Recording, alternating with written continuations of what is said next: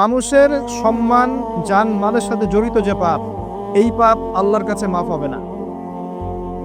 কাবা ঘরের গেলাফ ধরে কানলেও আপনি আমাকে যে মিথ্যা অপবাদটা দিয়েছেন এটা মাফ হবে না যতক্ষণ না আমি মাফ করছি।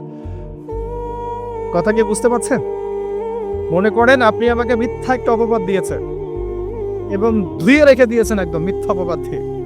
যতক্ষণ আমি আপনাকে মাফ না করছি, কাবা ঘরে গিয়ে গেলাফ ধরে কান্নাকাটি করলো, এই পাপ মাফ হবে না ইনশাআল্লাহ। এই অবস্থায় মৌত হলে কি হবে? পরকালে দেখবেন আমি দাঁড়িয়ে আছি আপনার জন্য। আপনার হিসেব হচ্ছে, হিসেব শেষ।